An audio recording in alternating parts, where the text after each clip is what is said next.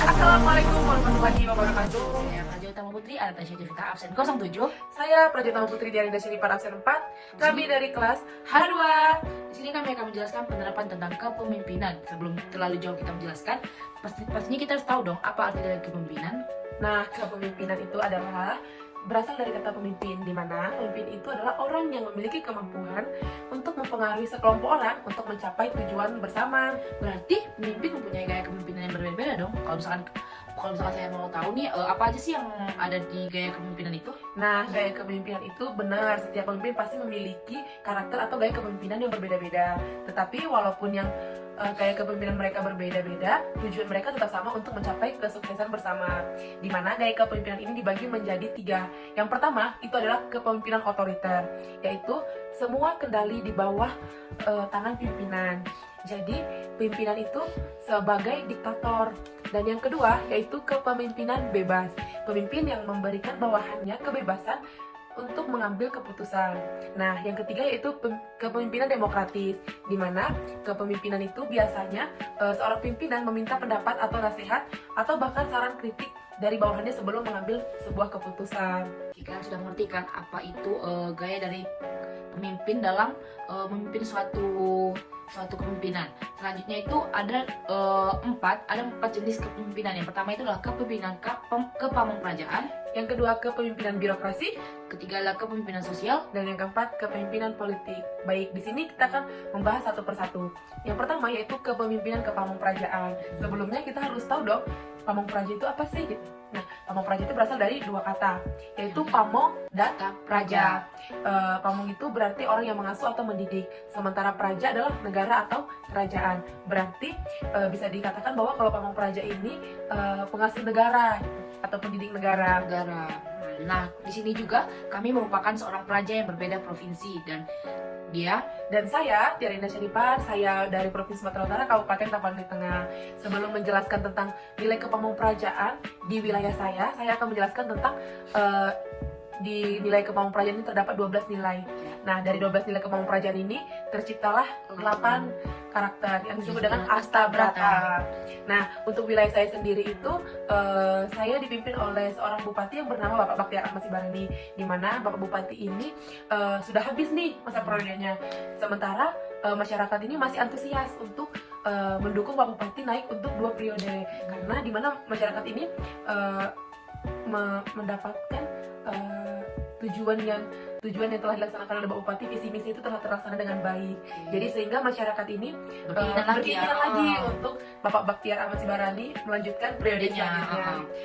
Kalau di wilayah kota saudara bagaimana? Nah, berbeda dengan dia karena saya kota di mana dipimpin oleh Bapak Wali Kota, dengan nama bapaknya adalah Bapak Syarif Fasya, di mana Bapak Syarif Fasya ini sudah menjabat 2 periode, dan dia kan tadi katanya Bapak Bupatinya itu baru 1 periode kan, sedangkan di kota saya sendiri Pak Syarif Fasya ini udah menjabat 2 periode, dan di mana kinerja dia itu sudah tidak tanggung lagi oleh masyarakat, karena masyarakat tuh percaya terhadap kinerja dia. Dan juga Bapak Syarif Fasya ini mempunyai wakil yang namanya itu Pak Abdullah Sani, dan Pak Abdullah Sani sendiri juga sangat pro terhadap IKPTK, yang dimana itu merupakan naungan dari alumni IPDN. Kita ya, berarti nanti kita ke depannya IKPTK. Nah, di situ selalu Bapak Wali Kota dan wakilnya selalu menekankan bahwasanya kita sebagai alumni untuk mengajak masyarakat untuk membangun kreativitas anak-anak muda, karena kedepannya itu kita yang bakal memegang bangsa.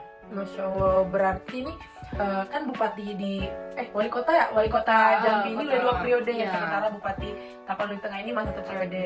Kita lanjut ke kepemimpinan sosial dari bupati dan wali kota kami.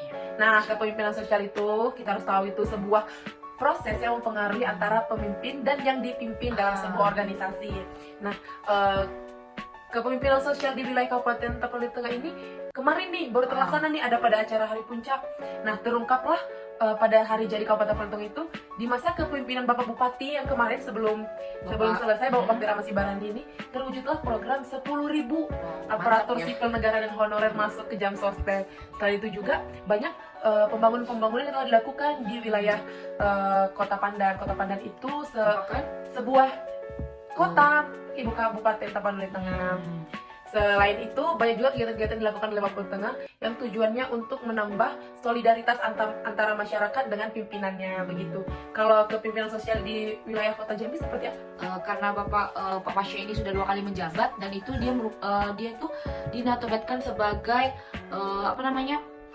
kepemimpinan yang mempunyai kriteria sesuai dengan top Asia, di mana dia termasuk ke dalam 25 pemimpin yang sangat digandrungin oleh masyarakat, karena mungkin sesuai dengan kebijakan dia, sesuai dengan apa yang sudah telah dibangun. Tapi emang sih saya lihat sendiri bahwasanya itu di Jambi setelah dipegang oleh Bapak Pasha ini banyak kemajuan, banyak pembangunan yang akhirnya itu terlaksana, bukan yang cuma omong-omongan atau ajak-ajakan aja, dan itu sangat membangun banget bagi Jambi yang maju sih. Baik, selanjutnya kita akan membahas tentang kepemimpinan birokrasi. Birokrasi ini sudah sering terdengar, tapi masih banyak persepsi yang berbeda tentang birokrasi begitu. Nah, di sini yang kita tekankan itu bahwa birokrasi itu adalah loyalitas dari bawahan kepada atasan. Contohnya seorang camat yang walaupun dia merupakan pemimpin di kecamatannya, dia juga berperan sebagai bawahan oleh bupati. Nah, kalau di wilayah pemerintah Kabupaten Tapanuli Tengah itu sendiri, perbaikan birokrasi ini tentunya kan sangat berdampak nih pada kinerja aparatur sipil negara. Nah, di mana kalau pemerintah Kabupaten Tapanuli Tengah sendiri ini terus berupaya agar kualitas sumber daya manusia ini kan menjadi faktor indikator utama nih dalam peningkatan birokrasi itu, diharapkan untuk lebih baik lagi dalam peningkatan birokrasinya, di mana masyarakat ini kan tentunya berharap adanya birokrasi yang dan pembangunan pemerintahan itu lebih profesional. Adapun misalnya visi yang dibuat sebelum bupati menjabat itu sudah terlaksana di masa jabatannya. Sementara kalau kepemimpinan birokrasi di wilayah Kota Jambi oleh Bapak Wali Kota seperti apa? Nah, kalau di Pak Pasha sendiri itu dia menerapkan sistem industri, revolusi industri ya maksudnya itu. Nah, di mana karena semakin berkembangnya zaman itu kan pemikiran-pemikiran masyarakat itu berbeda, kemauan masyarakat itu berbeda, sehingga Pak Pasha sendiri itu menyongsong masyarakat untuk selalu pikiran maju, untuk selalu pikiran berinovasi untuk kedepannya itu gimana, dan juga selalu meminta masyarakat untuk mengeluarkan aspirasi, karena bukan dari pemimpin aja yang bakal mengeluarkan inovasi, sangat dibutuhkan banget bantuan masyarakat untuk memajukan suatu kota Jambi sendiri gitu. Wow. Semoga kita sebagai aparatur sipil negara yang nantinya akan memimpin, insya Allah akan menjadi seorang pemimpin, bisa melanjutkan kepemimpinan Pak Pasha maupun Pak Baktiar. Semoga juga kita dapat menjadi pemimpin yang lebih baik lagi, yang sesuai dengan apa yang dimau masyarakat. Nah, terakhir nih kita ke kepemimpinan politik nih. Politik ini sering terdengar itu sebagai hal-hal yang negatif nggak sih? Betul banget. Hal negatif, tetapi padahal politik ini menjadi perekat antara masyarakat dengan pemerintahan, baik antara satu organisasi dengan organisasi yang satunya gitu. Kalau misalnya kepemimpinan politik nih di wilayah Kabupaten Tapanuli Tengah sendiri nih, Bapak Bupati kami sebelumnya itu pernah menjabat sebagai ketua DPRD. Jadi istilahnya nih, Bapak Bupati ini seorang politikus yang sudah berkecimpung beberapa tahun begitu. Jadi Pak Bupati ini merupakan seorang putra daerah yang memang dia berniat untuk memajukan daerah-daerah yang tanah lahirnya seperti itu. Kalau untuk kepemimpinan politik Bapak Pasha seperti apa? Kalau Pak Pasha ini dia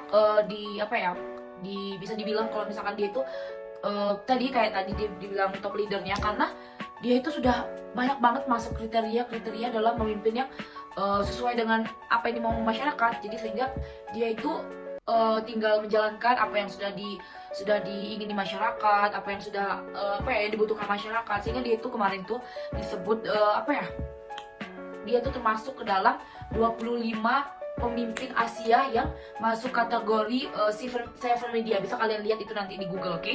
Wow, keren. Semoga Pak Pasha setelah selesai periode, nggak mungkin dong 3 periode, nggak mungkin dong, paling banyak 2 periode. Semoga pemimpin selanjutnya dapat melanjutkan kepemimpinan Pak Pasha ataupun dapat meningkatkan lebih baik lagi. Saya rasa cukup sekian podcast kali ini. Semoga dapat bermanfaat dan menjadi, dan bukan perbandingan dong, bukan perbandingan. Kami bukan bandingin pejabat di wilayah saya atau pejabat di pejabat, wilayah saudara? karena kami di sini menilai serta untuk menunjang ke depannya itu bagaimana kita sebagai apa ya, ke depannya kita bakal untuk melihat kinerja-kinerja yang bagus itu kita terapkan, kita perbaikin kalau misalkan ada yang salah atau ada yang kurang, sedangkan nantinya itu kita berproses dalam situ gitu. Berarti sebagai acuan ya, sebagai acuan untuk kita menjadi lebih baik lagi. Apa yang sudah baik dapat kita lanjutkan, apa yang belum baik segera kita perbaiki. Baik, sekian yang dapat kami sampaikan. Terima kasih atas perhatiannya, semoga bermanfaat. Wabillahi taufiq wal hidayah. Wassalamualaikum warahmatullahi wabarakatuh.